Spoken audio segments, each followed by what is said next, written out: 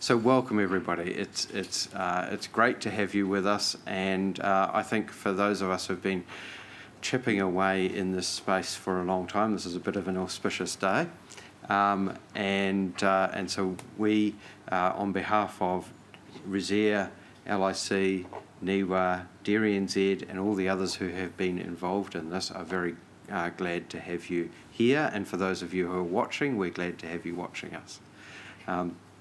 I'm going to get right into it. So it's my pleasure this morning to introduce to you Bruce Thorrold, who is a strategy and investment leader at DairyNZ, and he tells me his history is more important than his current title.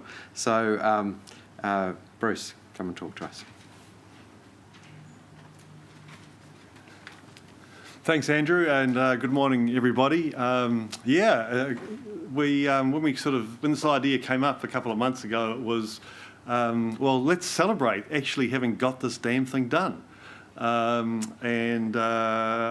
yeah, great to be here today. And the two things I want to do today, just very briefly. One is to actually acknowledge what it's taken to get to the point where we now have space in the market as a commercial product. And the second question that kind of came to me when I was following Graham's clear and detailed instructions on what to talk about today was kind of how can we use this? Because pasture management is such a burr under the saddle for anyone who's trying to drive the sector forward that it's worth thinking about that. And Andrew says we normally do the controversial stuff at the end, but I only got a slot at the beginning, so part of my talk is challenge. So let me do that. Karen McCann was born in 1996. It was 1985 when I first went to a meeting which had this concept. And we went to a meeting at a place called the DSIR, and some scientists there we got these satellites with a thing called NVDI, which could measure pastures. And we went, cool. Turned out it could tell green from brown, but that was a start. And then the second important thing that happened in the 1980s was that one David McCall produced a PhD thesis with a pasture growth model in it. And it'd be fair to say, and McCall's not here so I can't embarrass him, but it'd be fair to say that piece of work has been pivotal to so much that's happened in this space in the last 35 years. So fantastic piece of work that David did. And it all sort of went a bit quiet for a while, and then in the 1990s we had some Australians turn up here with some aeroplanes, and they'd been having a go somewhere in Australia and came over here and flew over Ruakura and DRC as it was then and had a go, and then nothing else much happened. And then in the mid-2000s this sort of thing got legs. So Cyro in Australia developed their Pastures from Space program, and Mark Leslie and then Zach Ward at Fonterra got hold of this and wangled some money out of the government, and we ran a huge program to actually see if we could make satellite measurement of pastures work. And Sue Petch and Dee War and a bunch of farmers, including Arthur Bryan here in Canterbury, did a huge amount of work on testing the concept of just the accuracy of the satellite measurements. And it turned out the satellite measurements were good enough, and we did a whole lot of work, including Pegasus, which Alvaro Romero led, to develop up methodologies for filling the gaps. So at that point, we kind of had the central elements of the service figured out. NIWA had developed the virtual climate network, and the Pasture Growth Forecaster came out of the work that was done, and we were kind of ready to go. And we sat down and did the business case, and it didn't work. And so all that work sat on the shelf, and it probably sat on the shelf for 10 years, I guess, Ed, before LIC had the courage to pick it up. And have another go, and I'm sure you'll tell us some about that. But I know, talking to Richard, that huge work went into deciding how the hell does this actually work. Drones. Everyone's got an idea. Drones. Alvin Reid, if you know him, had an idea. Drones, aeroplanes, satellites, and in the end, satellites was the scalable technology, and so we have space. And if I look at all that and go back and think of the investment in science and the investment in the business model that's gone on, it is substantial. And some real lessons in that as investors from a DairyNZ perspective, but also as scientists and business people. And what does it take?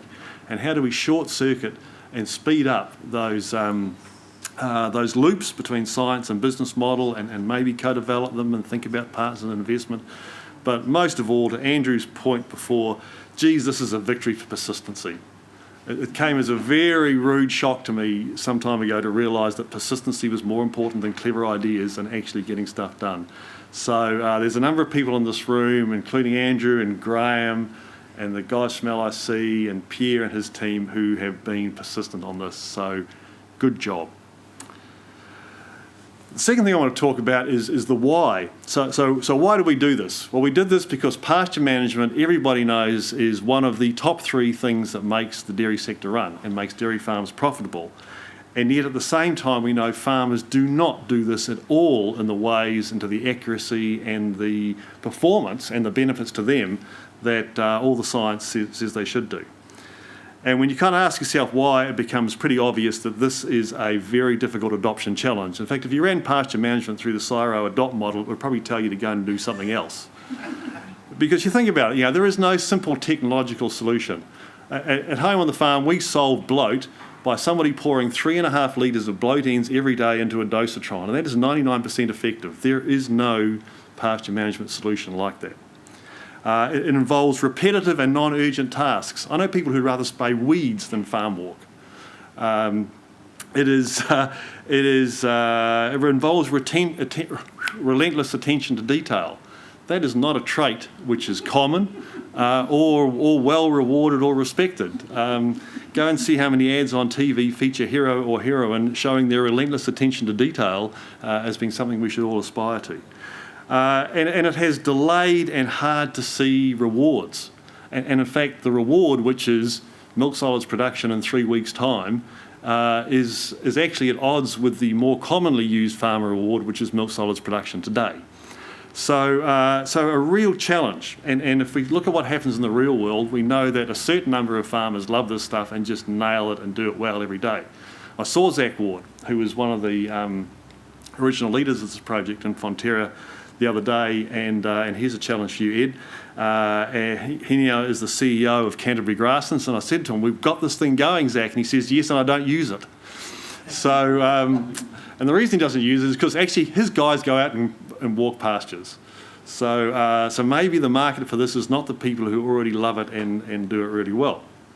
So in the real world, farmers respond to their need for pasture management because everybody knows the words. Everyone knows 4 to 5 clicks and this and that and all this kind of stuff. They just can't sing the song. It's like body condition score. So everyone knows the words, but they don't do it. And so they do workarounds. You think about it. They increase their stocking rate. They drive shorter rotations. They pre-grows mow. They do a whole bunch of things which are workarounds. And in fact, if you want to see a list of things that do not align with current DairyNZ best practice, there's 3 of them. The very things that people actually do on farms to work around the complexity. So what do we do? So what do we do, and how are we going to use this? So coming back to the agreed premise, which is that this is really important, pasture management is really important, and farmers will agree that it's really important. I guess I'm interested in exploring 2 ideas today or as we go along, because this is, So we have a huge success here. We have the product in the market. We have farmers using it. So how might we use it better? So I've got 2 thoughts I want to share with you. The first is, how do we make workarounds work better? Rather than thinking of this being a service which the people who already do this well are going to use, how can this be used by the people who know they're working around it and want to do better? And the second concept, the second challenge is, why don't we respond, and we have the tools now, why don't we respond to this very difficult adoption challenge with relentless attention to detail and repetitive, unrewarding work, the same way we respond to that challenge in every other part of human endeavour. Automate the hell out of it. In fact, automate the whole damn thing.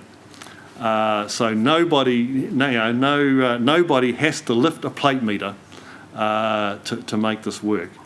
And I think that's probably the next challenge. We've actually now got the pieces in place to really think about how we would totally stand pasture management on its head by removing tactical decision making.